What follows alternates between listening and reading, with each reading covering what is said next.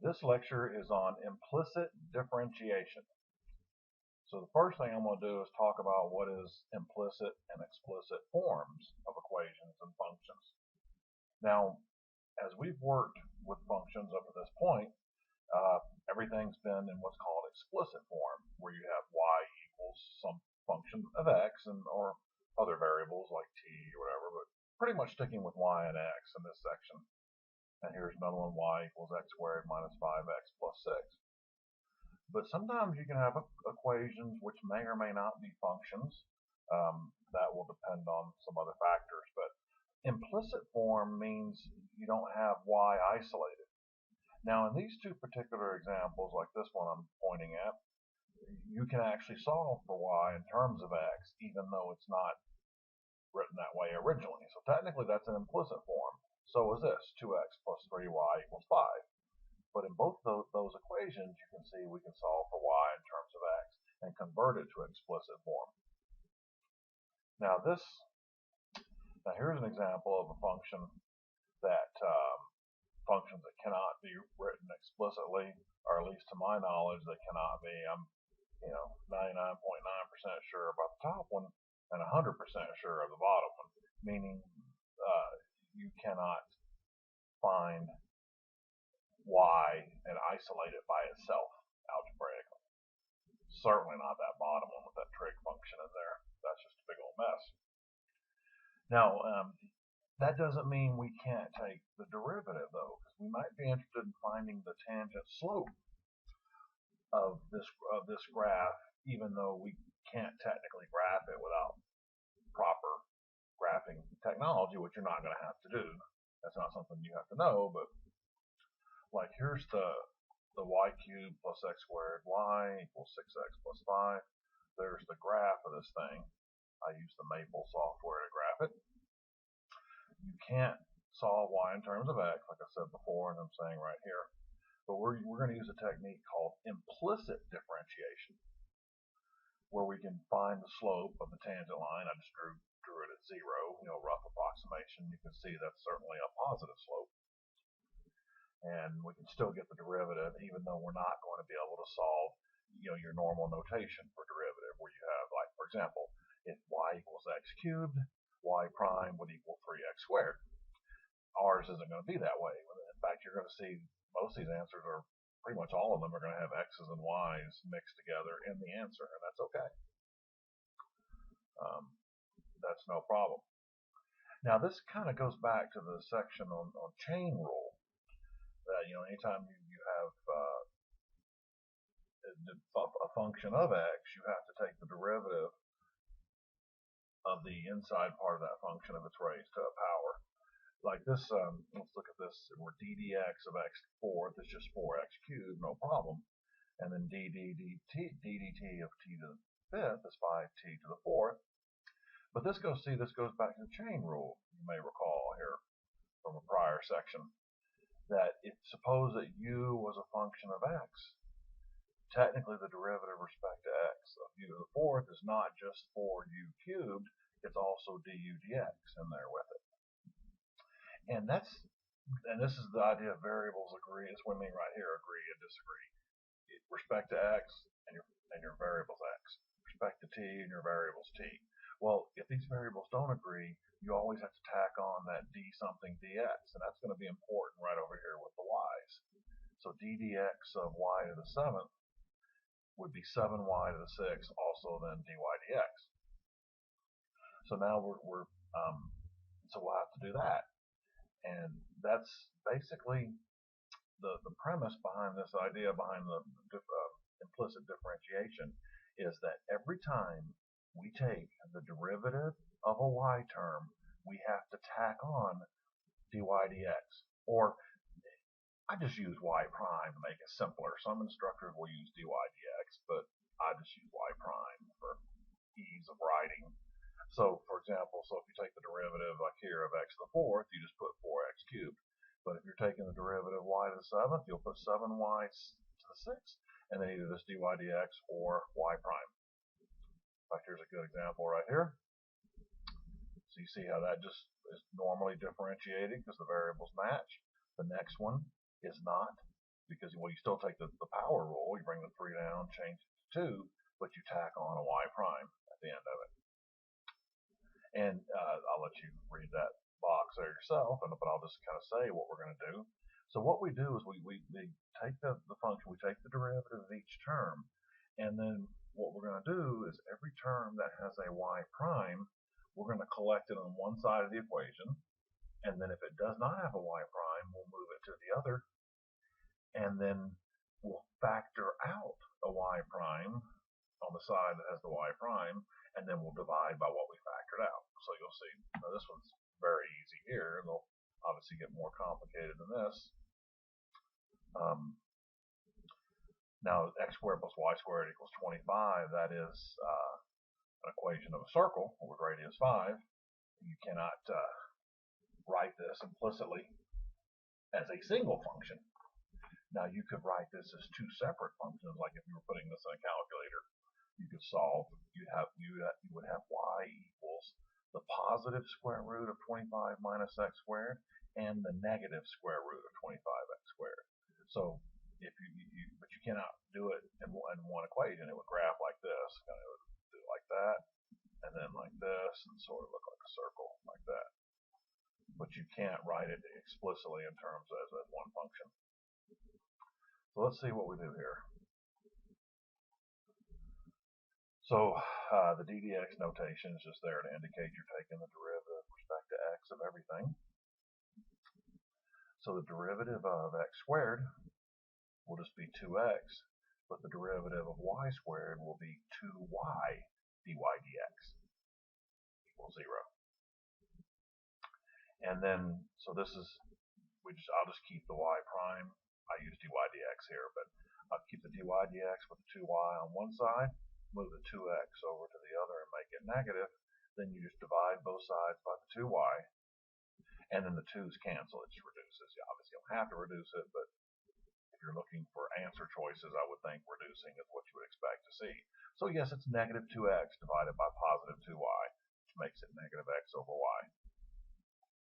So just to kind of give you an example of what happened here, I just put this circle here. Then if you wanted to find the tangent slope at a point, now for these problems you have to have x and y. Before, all we had to do when y is a function of x is we just had to know what the x value was and plug it into the derivative. But now you have to have the entire point because you have x's and y's both. So at the slope at negative 4, 3. So you put it into the dy dx equation, which I've already changed to y prime, but no difference there. So it'd be the negative of x, so it's the negative of negative 4 over 3, which makes 4/3. And you just kind of see by my rough sketch there at that point, certainly the slope is positive, so at least I've got the right sign in my slope. And, now, I don't do this. I've seen some instructors do this in their classes. I don't do it as anything I expect students to do on a test or anything, but you could technically take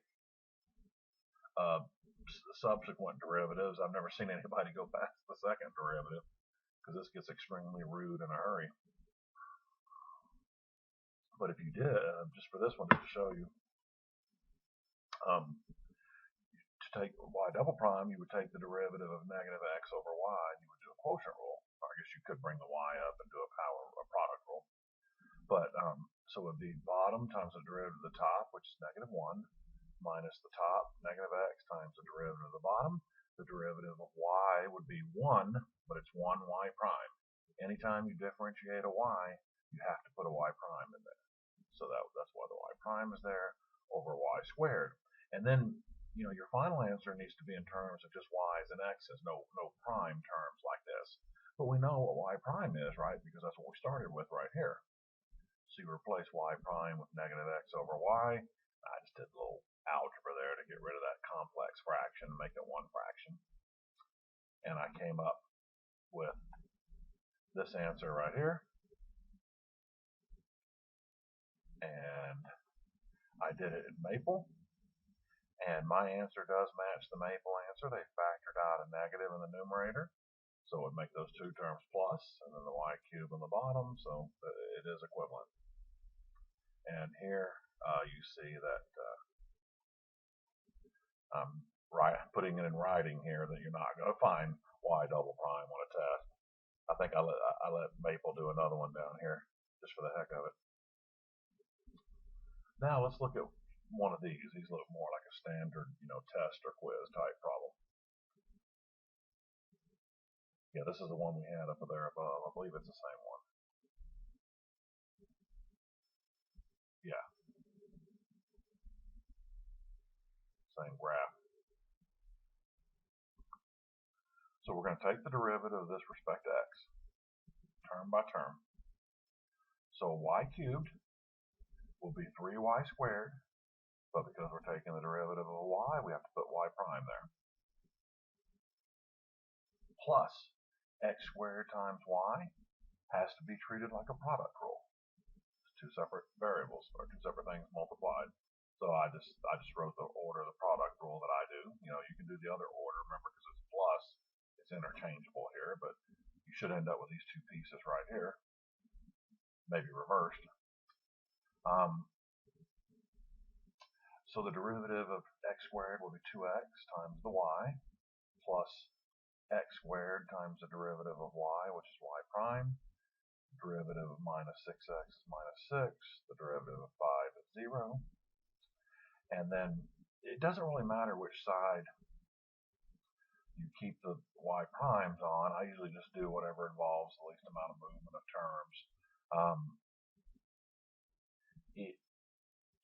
So I kept the y prime terms together on the left side.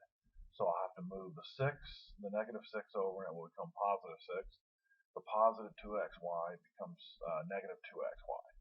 So you have that out of the way, and then once you have your everything with y primes on the same side, you factor out y prime, and that leaves 3y squared plus x squared, and then divide both sides by what's in the parentheses. So you have 6 minus 2xy over 3y squared plus x squared. Don't try to get too cute simplifying. You can't say 6 over 3 is 2 here because of all that plus and minus business. Now if you suppose you put your y prime terms on the other side of the equation, which is certainly mathematically allowed, all that's going to happen is, so the way that you would know, let's say if you worked it and you're checking answers on a test or quiz, and to know that your answer is right, it's either going to match this exactly, or if it's written the same way but every term is the opposite sign as what you got, that's also the same answer. Because that's what would happen every term. It would be like then, because you'd be multiplying by -1 over -1, it would be the same answer. So if you would have done this the other way, we'd have negative 6 plus 2xy minus 3y squared minus x squared. So yeah, so that's what you would do. If you no need to panic if it didn't match, as long as every term has the opposite sign. And I picked a point here, 0 cube root of 5. I had to pick one that was easy enough for me to solve the point, because some of those could be a little tricky to solve. So it was easy to put 0 in here for x, and you have y cubed equals 5. So that's how I got the cube root of 5. You're not going to have to do that. I'm just showing you for this example. You would be the point would be given to you, and you see, so it's that black line right there. There's a 0 cube root of 5, so you see it's positive.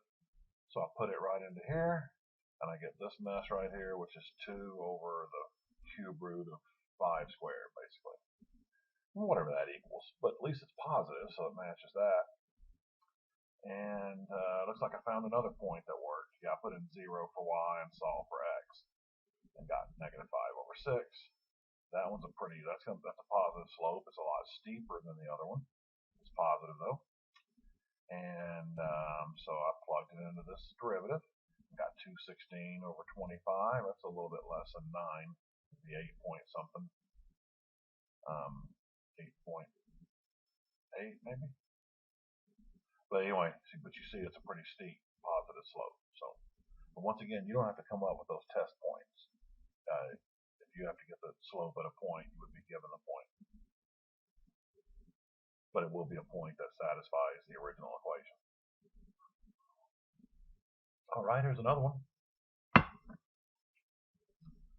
Now this one's going to have two product rules.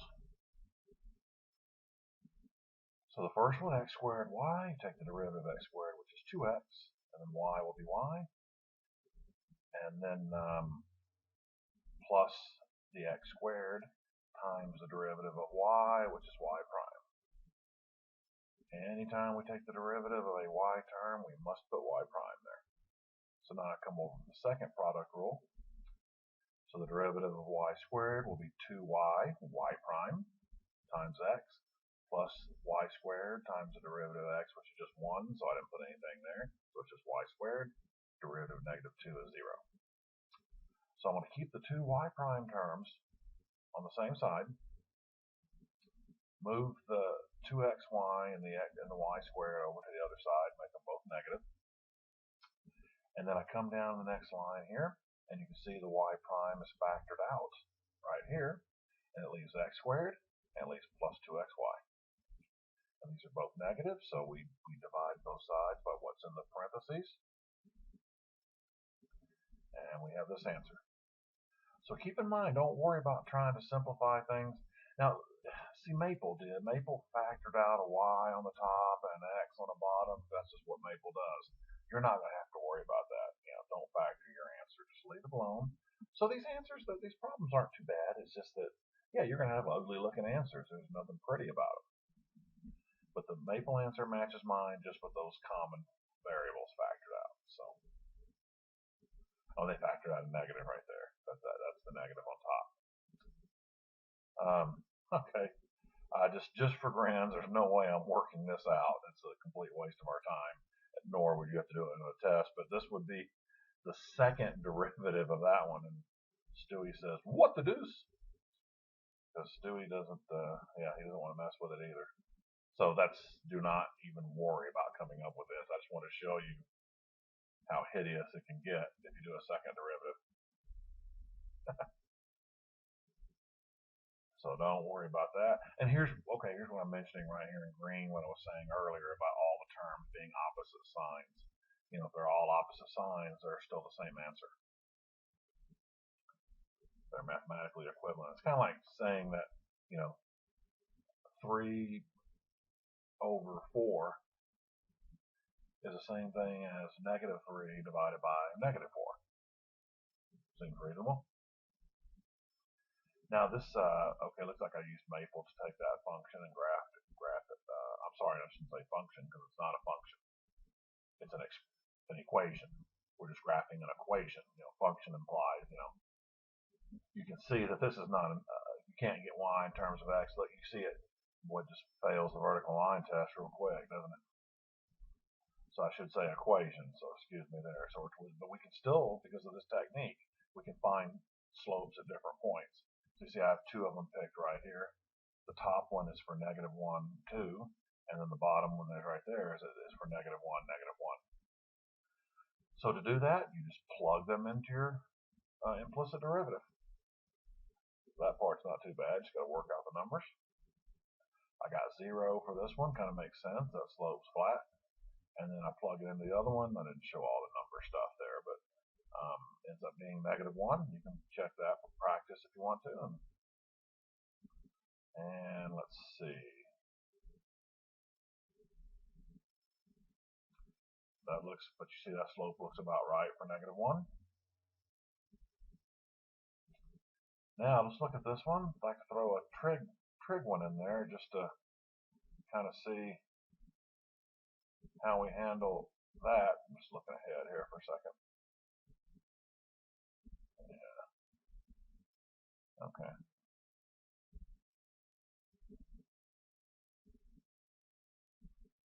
Yeah, so basically, if you can handle this one, this is about as complicated as I would personally ask on a test. But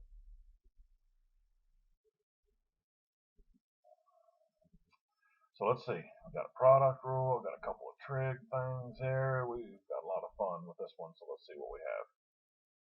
I think the product rule here is not going to be too bad. So the derivative of x cubed will be 3x squared times y to the 4th plus the f, which is x cubed, plus times, the derivative of y to the 4th, which is 4y cubed y prime, and derivative of tangent is secant squared of x. There's no, that was of x, so there's no chain rule issues there. Now we take the derivative on the other side, the derivative of y to the fifth, which will be 5y4 y prime, because we're taking the derivative of the y. So once you kind of practice this and get used to it, I think you'll get used to that. That's also a little trickier. Students have trouble with this term right here. On my face-to-face classes, I've seen them write this and mess this up. Because they'll want to, like, they'll write, well, first let me do it right, and I'll tell you what's not right. Okay, the derivative of cosine of just any u will be negative sine of u, basically du. So you have to resist the temptation of doing anything in the parentheses here. So first you start out with the derivative of this will be negative sine of y squared. Nothing changes there. But outside of that is where you take the derivative of the y squared. That's the sort of the du part.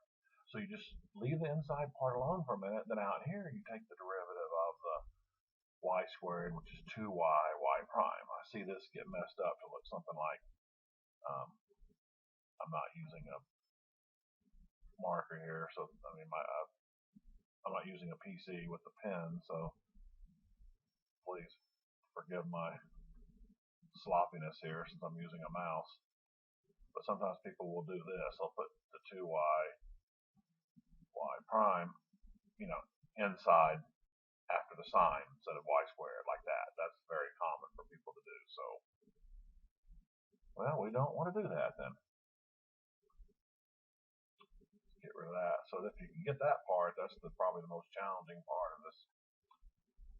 All right, so now now it's a matter of collecting all of our terms.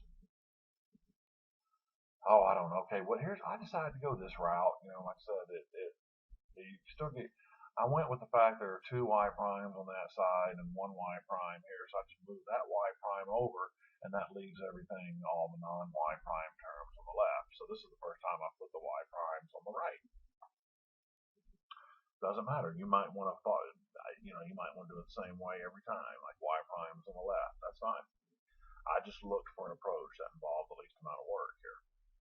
So you see, I just subtracted that term, moved it to the other side. So that's gone. So we're just left with these two terms right there. And then all three of the y prime terms are now together on the same side. So now that those are all together, we factor out that y prime.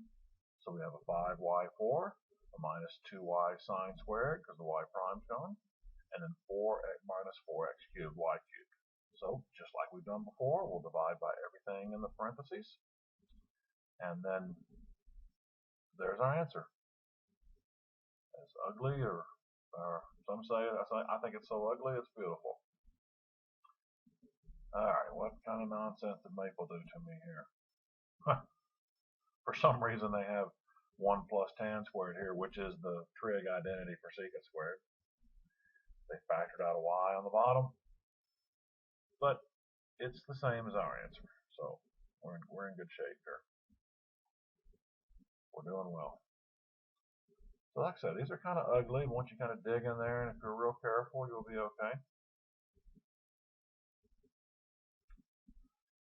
Okay, this one's not too many terms, but obviously we have to know the derivative of cotangent. So cotangent of y equals x minus y. So the derivative of cotangent will be negative cosecant squared. So what's happening is here we write negative cosecant squared y. So you see the arguments of the trig function.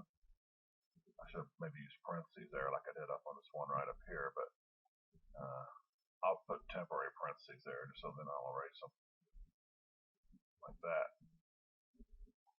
Then you take the derivative, what's in there?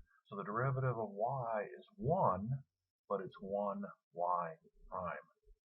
That's the key.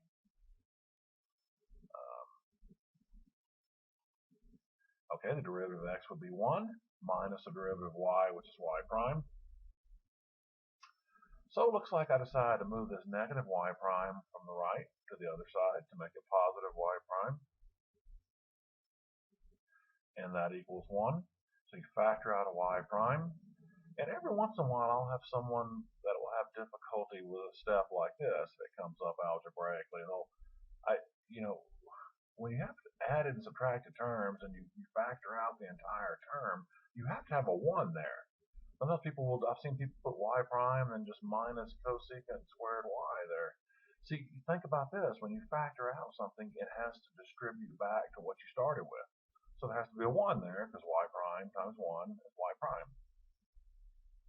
So good algebra is always important. So you divide by 1 minus cosecant squared. That's a good answer right there. But I just did this work to show you, why Maple got this. It's because of a trig identity. Cotangent squared equals cosecant squared minus 1. But then if you make them all negative, negative cotangent squared equals this 1 minus cosecant squared. I have them reversed right there. So that's not important, but I just wanted to show you because I left that there and didn't explain it. It might be confusing. And so there's the negative on the outside for here. So, okay. But there was nothing wrong with my answer up there. Okay, here's one where it's giving us the slope. The point, we're going to come up with slope.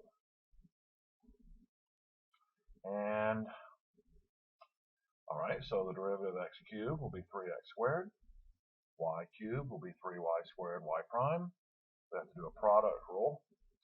Now, I left the 6 with the x. Technically you could leave the 6 out, but then you have to distribute it back and you have to remember to put it back in there. So I'd rather just leave it attached to the 6 with the x there. So 6x, then the derivative of 6x is 6, and then times y, plus the 6x for the f, all of f is 6x, and then times the derivative of y prime, y, which is y prime. And of course the derivative of 1 is 0. Okay, from here it's not too bad. You bring the 6xy prime over to the left, makes it negative. You bring the 3x squared over to the right, makes it negative. Factor out the y prime. Divide by what's in the parentheses. And there you go. So what I have is fine. Now this one's, I don't know if you'll have one that you have to reduce numerically. Definitely not to factor out the variables, but just in case, I'll show you what Maple did here. I'll go ahead and point out for this one that, okay, they do all share a common 3 right here. If you factor out a 3, that's how they got the Maple answer. But hopefully that won't come up where you have to worry about that, but just in case. So we put the 0.23 in here.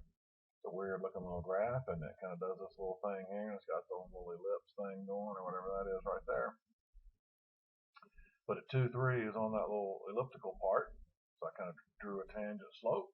If you put 2,3 into the equation for that partial, the implicit derivative, you'll get 2 over 5. Okay, positive, kind of flat. That looks pretty good. Now let's go back to something we've learned before, how to find the equation of the tangent line at that point.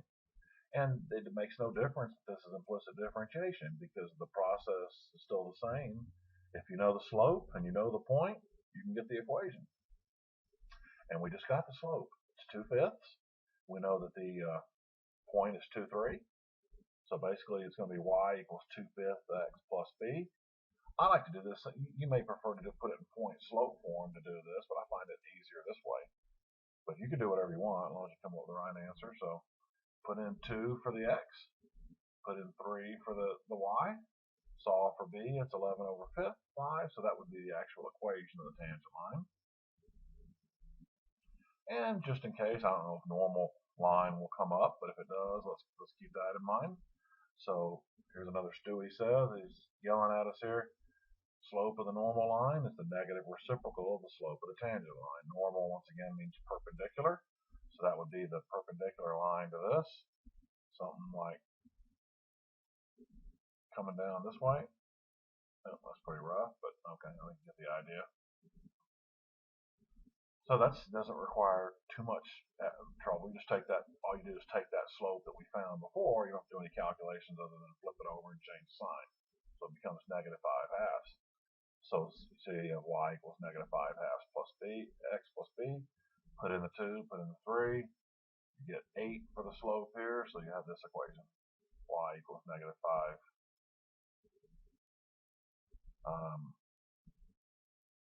X plus negative 5 halves x plus 8. Now this is a weird problem. I'm not a big fan of this one. I think I'm going to skip it. We've already done x with circle anyway, so I'll see what the point is. Maybe well, actually, I guess it's at that one, the 6 0 is kind of weird because your lines are going to be vertical and horizontal because you have an undefined slope at 6 0. You have negative 6, you divide it by 0 when you get the same implicit derivative that we got earlier. So it's undefined, so it means that there's no y, so it's x equals 6. And then the horizontal would be y equals 0, because the normal slope would be 0.